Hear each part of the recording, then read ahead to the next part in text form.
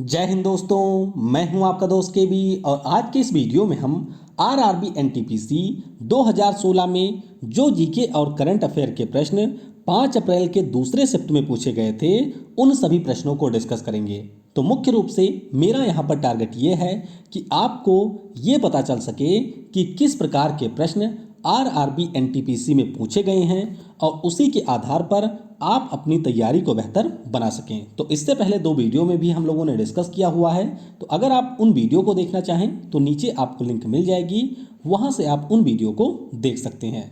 तो चलिए अब हम लोग इस वीडियो की शुरुआत करते हैं और इसकी जो पीडीएफ है वह आपको वेबसाइट के ऊपर मिल जाएगी। तो सिंपली आपको टाइप करना है kvguruji.in या फिर डिस्क्रिप्शन में आपको लिंक मिलेगी, वहां से आप इसके पीडीएफ को भी डाउनलोड कर सकते हैं। तो चलिए सबसे पहले जान लेते हैं आपका सिलेबस क्या है और यहाँ पर आपको जीएस, जीके या फिर करंट अफेयर के कुल मिलाकर के कितने प्रश्न देखने को मिलेंगे। तो ध्यान रखिएगा, यहाँ पर कुल मिलाकर के प्रश्नों की संख्या होगी 40। 30 प्रश्न होंगे आपके मैथ के और 30 प्रश्न होंगे रीजनिंग के। तो 40 में से आपको एटलीस्ट 30 प्रश्न को यहाँ पर करना है। 30 प्रश्न आपका टारगेट होना चाहिए, क्योंकि 30 से ज़्यादा करने में आपको काफ़ी ज़्यादा एफर्ट लगाना होगा और उसी एफर्ट को अगर आप लोग मैथ या रीजनिंग में लगा देंगे तो यहाँ पर आप इम्प्रूवमेंट कर सकते हैं। तो चलिए पहला प्रश्न देखते हैं कि क्या पूछा गया था। 14 दिसंबर 2015 को जारी हुई मानव विकास सूचकांक रिपोर्ट के अनुसार भारत का कौन सा स्थान है। अब यहाँ पर आपके लिए इस प्रश्न का उत्तर इम्पॉर्टेंट नहीं है, क्योंकि आपसे 2015 का नहीं पूछा जाएगा। हालांकि उस समय भारत का स्थान था 130वां और पिछले वर्ष यानी कि 2019 में जो रिपोर्ट आई थी उसमें भारत का स्थान है 129। ये आपको ध्यान रखना है। और सबसे ज़रूरी चीज़ आपको ध्यान रखनी है कि ये जो रिपोर्ट है उसे जारी किया जाता है यूएनडीपी के द्वारा। कौन? यूनाइटेड नेशन डेवलपमेंट प्रोग्राम के द्वारा इस रिपोर्ट को जारी किया जाता है। जड़त्व का नियम यानी कि बात करते हैं हम लोग लॉ ऑफ इनर्शिया की, तो ये दिया था आइजैक न्यूटन ने। तो इस प्रश्न का ऑप्शन ए करेक्ट होगा। अगला प्रश्न था भारत वन रिपोर्ट 2015 के अनुसार कुल भौगोलिक क्षेत्र का कितना प्रतिशत हिस्सा वनों और वृक्षों से आच्छादित है। तो 2015 की हम यहाँ पर बात नहीं करेंगे, हम लोग बात करेंगे 2019 की। तो ये टॉपिक आपके लिए काफ़ी ज़्यादा महत्वपूर्ण है, क्योंकि डिफरेंट टाइप के क्वेश्चन आपको यहाँ पर देखने को मिलेंगे। तो दिसंबर 2019 में जो हमारे केंद्रीय मंत्री हैं प्रकाश जावड़ेकर जी, उनके द्वारा रिपोर्ट जारी की गई थी। अब कुछ महत्वपूर्ण चीज़ें मैं आपको यहाँ पर बता देता हूँ जो कि परीक्षाओं में पूछे जा सकते हैं। सबसे पहले आपको ध्यान रखना है कि हमारे देश में अगर हम लोग वनों के क्षेत्र की बात करते हैं तो इसमें वृद्धि हुई थी 21.67%। अब ध्यान आपको ये भी देना है प्रश्न में कि आपसे केवल वन क्षेत्र की बात की जा रही है या फिर वन के साथ साथ जो हमारे वृक्ष का आवरण है उसकी भी बात की जा रही है। तो जब हम लोग दोनों को इंक्लूड कर लेते हैं 2019 की रिपोर्ट में तो ये आपका हो जाता है 24.56%। यानी कि हमारे भारत का अगर कुल क्षेत्रफल 100% है तो उसमें से 24.56% क्षेत्रफल पर आपको वन या वृक्ष क्षेत्र देखने को मिलेंगे। आगे अगर हम लोग बात करते हैं कि किस राज्य में सबसे ज़्यादा वन क्षेत्र हैं एरिया वाइज, तो वह राज्य है आपका मध्य प्रदेश। और अगर हम लोग बात करते हैं क्षेत्रफल के अनुसार तो वह आपका राज्य है मिजोरम। यहाँ पर 2 चीज़ें आपको ये ध्यान रखनी है कि 2019 की जो रिपोर्ट आई थी उसमें अगर किसी राज्य में सबसे ज़्यादा वन क्षेत्र की वृद्धि हुई थी तो वो राज्य था आपका कर्नाटक। और एक चीज़ और होता है मैंग्रोव वन, तो मैंग्रोव वन के जो सबसे ज़्यादा क्षेत्र हैं वह आपको गुजरात राज्य में देखने को मिलेंगे।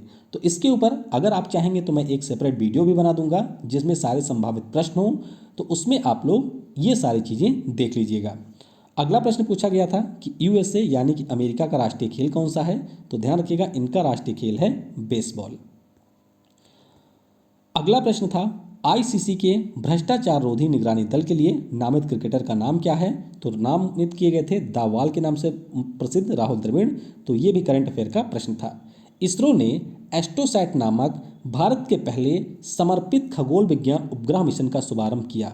तो ये कब किया गया था? तो ये लॉन्च किया गया था 2015 में। और ये प्रश्न आज भी आपके लिए महत्वपूर्ण है, क्योंकि ये भारत का पहला मल्टी वेवलेंथ ऑब्जर्वेटरी था, यानी कि जो हमारे बड़े तरंग दैर्घ्य की किरणें होती हैं उनको ऑब्जर्व करने के लिए इसरो के द्वारा 2015 में इसे लॉन्च किया गया था, यानी कि यह पहली वेधशाला थी। अगला प्रश्न, नेट तटस्थता यानी कि नेट न्यूट्रलिटी का क्या अर्थ है? तो यहाँ पर इसका मतलब होता है कि जो भी हमारी इंटरनेट सेवा देने वाली कंपनियां हैं उनके द्वारा इस प्रकार का प्लान बनाया जाए जो कि सभी के लिए समान हो, यानी कि लगभग सभी के लिए एक समान रूप का प्लान विभिन्न कंपनियों के द्वारा बनाया जाना चाहिए, यानी कि किसी भी प्रकार के मूल्यों में बहुत ज़्यादा डिफरेंस आपको ना देखने को मिले। इस प्रकार के यहाँ पर चीज़ें होनी चाहिए और इसी को हम लोग कहते हैं नेट न्यूट्रलिटी या फिर नेट तटस्थता। तो इस प्रश्न का ऑप्शन डी करेक्ट होगा। अब देखिए, ये जो 17वें नंबर का प्रश्न है, हम लोगों ने इसको पहले भी डिस्कस किया था, लेकिन तब ये प्रश्न अलग तरीके से पूछा गया था और इस सेक्शन में यानी कि इस शिफ्ट में ये प्रश्न अलग तरीके से पूछा गया। तो प्रश्न क्या था? RMAB दवा अपने वर्ग में दुनिया की पहली तेजी से काम करने वाली दवा है, जल्द ही भारत में लॉन्च होने वाली है। तो यह दवा किस बीमारी के लिए है? तो ये बीमारी थी रेबीज, यानी कि यह एक एंटी रेबीज मेडिसिन थी जिसे भारत के द्वारा लॉन्च किया गया था और मैंने आपको बताया ही था कि सीरम इंस्टीट्यूट के द्वारा इसका निर्माण किया गया था। और जब हमने इस प्रश्न को पहले डिस्कस किया था तो उसमें पूछा गया था कि किस देश के द्वारा सबसे तेज रेबीज के दवा का विकास किया जा रहा है। तो लगभग दोनों एक ही प्रकार के प्रश्न थे। अगला प्रश्न था, अल्फ्रेड नोबल ने किसका आविष्कार किया था? तो ये काफ़ी ज़्यादा आसान है, डायनामाइट यानी कि बारूद का इन्होंने आविष्कार किया था। भारत का संविधान किस वर्ष लागू हुआ था?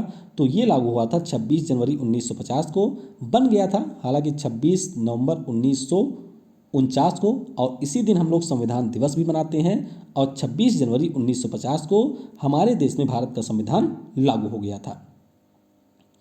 अगला प्रश्न था, निम्नलिखित में से कौन भारतीय रेलवे का एक जोन को नहीं दर्शाता है? तो यहाँ पर जो लोग बार बार केवल हिंदी में कंटेंट चाहते हैं वह देख लें कि आपको थोड़ा बहुत यहाँ पर इंग्लिश भी आना चाहिए, क्योंकि यहाँ पर जो ऑप्शन दिया गया है, अगर आपको रेलवे जोन के नाम इंग्लिश में नहीं पता होंगे तो आप इस प्रश्न को नहीं कर पाएंगे। तो यहाँ पर आपके सामने 4 ऑप्शन दिए गए थे और बताना आपको ये था कि इनमें से कौन सा रेलवे का मुख्यालय नहीं है। तो पहले की बात करें तो इसका क्या नाम होगा? South east central railway. क्या नाम होगा? साउथ ईस्ट सेंट्रल रेलवे, और इसका मुख्यालय आपको मिल जाएगा बिलासपुर में। फिर बात करते हैं ECOR की, तो ये हमारा है ईस्ट कोस्ट रेलवे यानी कि पूर्वी तट रेलवे, और इसका मुख्यालय आपको मिल जाएगा उड़ीसा की राजधानी भुवनेश्वर में। फिर बात करते हैं नॉर्थ वेस्ट रेलवे की यानी कि उत्तर पश्चिमी रेलवे की, तो इसका मुख्यालय आपको मिल जाएगा जयपुर में।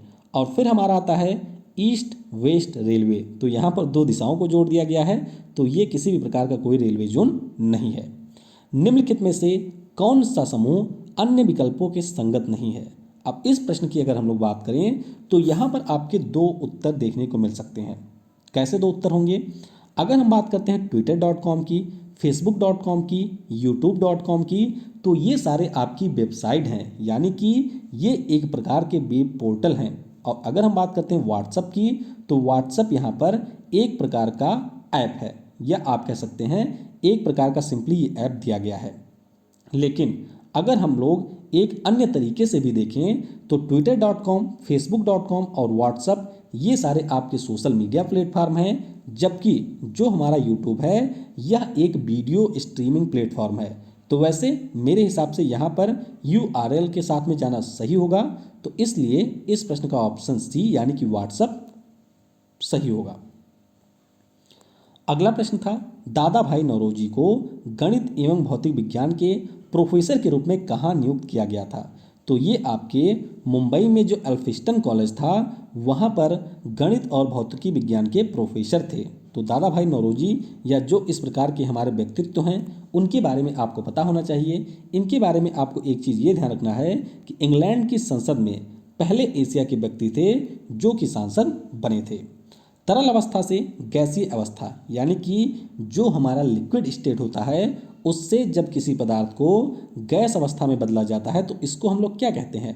तो ये आपका होता है सिंपली वाष्पीकरण यानी कि इवेपोरेशन। और इसी प्रकार से हमारा होता है उधर्पातन, जैसे हमारा कपूर होता है जब हमारा कोई ठोस यानी कि सॉलिड सीधे बदल जाता है गैस में। और संघनन की बात करते हैं तो इसमें आप बादलों का उदाहरण ले सकते हैं। इसमें जो हमारा गैस होता है वह बदलता है लिक्विड में। और ऑक्सीडेशन यानी कि ऑक्सीकरण, तो ये आपके ऑक्सीजन के ऐड होने की एक प्रक्रिया होती है। जैसे ऑक्सीकरण जब होता है तो ऑक्सीजन यहाँ पर ऐड होता है, और जब आपका यहाँ पर रिडक्शन होता है तो उस समय ऑक्सीजन वहाँ से बाहर निकलता है। अगला प्रश्न था, पृथ्वी की आकार की तुलना में निम्नलिखित में से सबसे बड़ा ग्रह कौन सा है। तो पृथ्वी की आकार से हम तुलना करें या फिर ना करें, हमारे सौरमंडल का जो सबसे बड़ा ग्रह है वह आपका है बृहस्पति यानी कि जुपिटर, और ये हमारे पृथ्वी का सबसे बड़ा ग्रह है।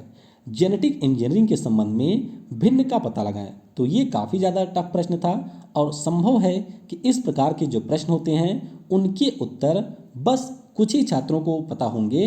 अदरवाइज ये प्रश्न को आप एक जनरल मार्किंग के रूप में ले सकते हैं, क्योंकि अधिकांश बच्चों को इनके बारे में पता नहीं होता है। जेनेटिक इंजीनियरिंग क्या है, तो आपने सुना होगा कि जो हमारे साइंटिस्ट हैं वह मानव के क्लोन या फिर अन्य जानवरों के क्लोन बनाने के प्रोसेस में लगे हुए हैं, यानी कि उनके जीन में परिवर्तन करके सेम उसी प्रकार की एक स्पीच डेवलप करते हैं। तो जेनेटिक इंजीनियरिंग के अंतर्गत बीटी कॉटन का जीन बनाया गया है, गोल्डन राइस का भी बन चुका है, एम फ्लोरा जो कि एक पोटैटो की प्रजाति थी यह भी डेवलप किया गया था।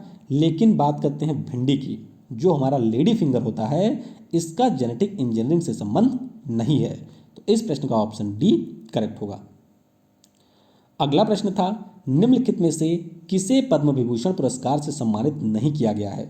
तो ध्यान रखिएगा, विश्वनाथन आनंद जो कि चेस के खिलाड़ी हैं, इनको भारत रत्न को छोड़ करके पद्मश्री, पद्म भूषण और पद्म विभूषण ये सभी पुरस्कार मिल चुके हैं।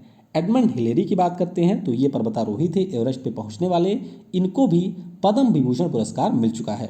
सचिन तेंदुलकर की बात करते हैं तो इनको भी भारत रत्न सहित पद्म विभूषण मिल चुका है। लेकिन अगर हम लोग सुनील गावस्कर जी की बात करते हैं जो कि एक क्रिकेटर ही थे, इनको मिला हुआ है पद्म भूषण।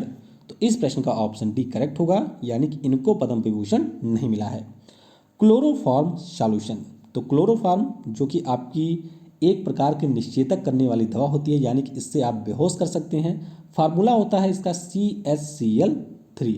तो यहाँ पर आपसे पूछा गया है कि जो क्लोरोफॉर्म का सॉल्यूशन होता है इसमें नाइट्रोजन के किस ऑक्साइड का उपयोग किया जाता है।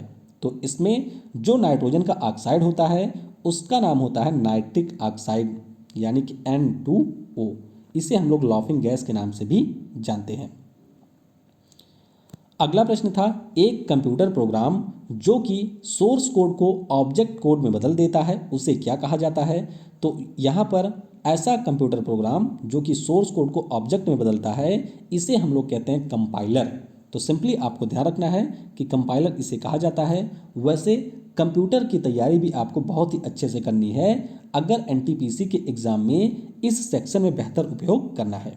नीचे आप देखेंगे ये भी कंप्यूटर का ही एक प्रश्न है। पूछा जा रहा है कि जो MS वर्ड होता है इसमें किस बटन का प्रयोग करके या किन बटनों का आपस में प्रयोग करके हम पहले किए गए कार्य को बदल सकते हैं। यानी कि मान लीजिए आपने माइक्रोसॉफ्ट में लिखा है A, B और C, तो एक एक करके आपने लिखा और बाद में आपको लगा कि C आपने गलत लिख दिया है। तो यहाँ पर अगर आप लोग Ctrl+Z दबाएंगे तो उस स्थिति में आप C को यहाँ से हटा सकते हैं, यानी कि बैक स्पेस से भी आप हटा सकते हैं, या इसी प्रकार से अन्य कुछ चेंज किया है, मान लीजिए कुछ डिजाइन में परिवर्तन कर दिया या फंट में पूरे परिवर्तन कर दिया, तो आप पहले जैसी स्थिति अगर लाना चाहते हैं तो आप दबाएंगे यहाँ पर Ctrl+Z। Ctrl+B क्या होता है, तो ये आपका पेस्ट होता है। Ctrl+X की बात करते हैं तो ये आपका पूरा जो लिखा हुआ चीज़ होता है उसको इरेज कर सकता है, यानी कि लास्ट स्टेप में। और Ctrl+Y क्या होता है ये आपको नीचे कमेंट में बताना है। अगला प्रश्न है, पानीपत रिफाइनरी, तो ये आपकी मिल जाएगी हरियाणा में और ये हमारे है इंडियन ऑयल कॉरपोरेशन लिमिटेड की। तो इस प्रश्न का ऑप्शन ए करेक्ट होगा।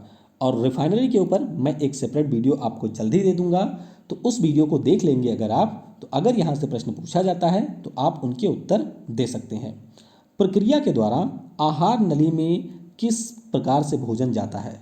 तो यहाँ पर अगर हम लोग अपने संपूर्ण डाइजेशन सिस्टम की बात करते हैं और उसमें बात करते हैं आहार नली की, तो ध्यान रखिएगा जो हमारा मुख होता है उसके बाद में जो हमारी लार्ज इंटेस्टाइन होती है यानी कि बड़ी आंत होती है, वहाँ तक का जो भोजन का संपूर्ण मार्ग होता है उसी को हम लोग कहते हैं आहार नली। तो जब आप इस प्रकार से देखेंगे तो इसे आप कह सकते हैं इंजेक्शन यानी कि अंतर्ग्रहण। हो सकता है कि इसका उत्तर कुछ अलग भी हो, तो अगर कुछ अलग होता है तो वह आप नीचे बता सकते हैं, लेकिन जहाँ तक मैंने पढ़ा है जब हम लोग मुंह में भोजन को डालते हैं तो यही हमारा होता है इंजेक्शन और हमारी आहार नली मुंह से ही शुरू हो जाती है।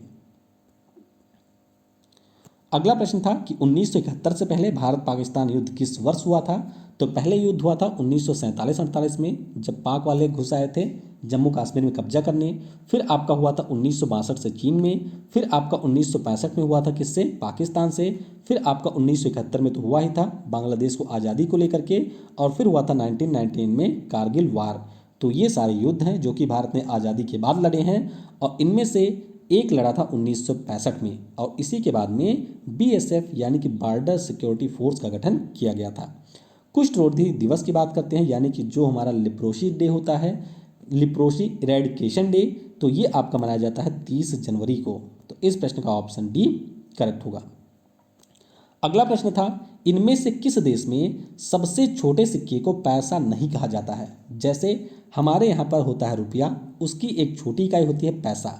उसी प्रकार से पाकिस्तान में भी रुपया और पैसा होता है, नेपाल में भी होता है, लेकिन जो श्रीलंका है यहाँ पर रुपया और पैसा नहीं होता है। इनके यहाँ होता है रुपया और सेंट। जैसे अमेरिका में डॉलर और सेंट होता है, उसी प्रकार से श्रीलंका में भी आपको ये देखने को मिलेगा। भारत ने 12वें दक्षिण एशियाई खेलों में कितने स्वर्ण पदक जीते थे। तो यहाँ पर जो 12वां दक्षिण एशियाई खेल था वो आयोजित हुआ था आपके भारत में और इसमें भारत ने सबसे ज़्यादा पदकों के साथ में कुल मिलाकर के 189 स्वर्ण पदक जीते थे। तो इस प्रकार से अगर नज़दीकी देखें तो 188 यहाँ पर आपका करेक्ट ऑप्शन होगा। और पिछले वर्ष नेपाल में आयोजित किया गया था दक्षिण एशियाई खेलों का, तो भारत ने यहाँ पर कितने पदक जीते थे वो आपको नीचे कमेंट में बताना है।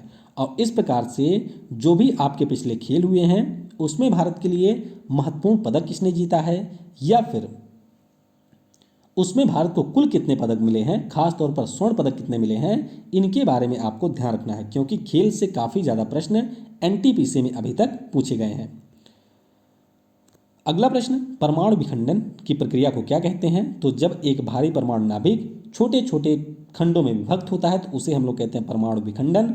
और जब ये आपस में जुड़ता है छोटे छोटे जो हमारे नाभिक होते हैं तो इसे हम लोग कहते हैं नाभिकीय संलयन। तो ये भी काफ़ी आसान प्रश्न था। भारत की जनगणना 2011 के अनुसार सबसे अधिक आबादी वाला राज्य क्या है।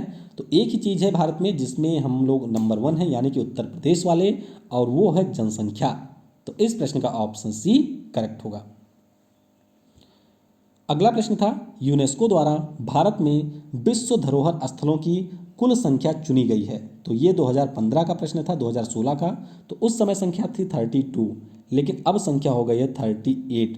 और अगर एग्जाम के पहले आपका जो फूजो में होने वाला 44वां सम्मेलन है वह आयोजित हो जाता है तो इसमें 2 की संख्या या फिर 1 की संख्या बढ़ भी सकती है। तो वर्तमान में कितने हैं 38 और लास्ट इसमें ऐड हुआ था पिछले साल जयपुर। टॉक्सिकोलॉजी, टॉक्सिक मतलब क्या होता है, जहरीला या फिर जहर।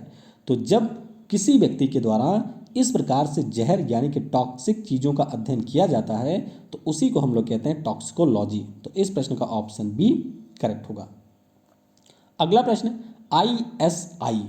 आईएसआई ये पाकिस्तान की एक खुफिया एजेंसी है और इसका पूरा नाम है इंटर सर्विसेज इंटेलिजेंस। जैसे हमारे यहाँ पर है रा यानी कि रिसर्च एंड एनालिसिस विंग, उसी प्रकार से पाकिस्तान में आपको मिल जाएगी इंटर सर्विसेज इंटेलिजेंस।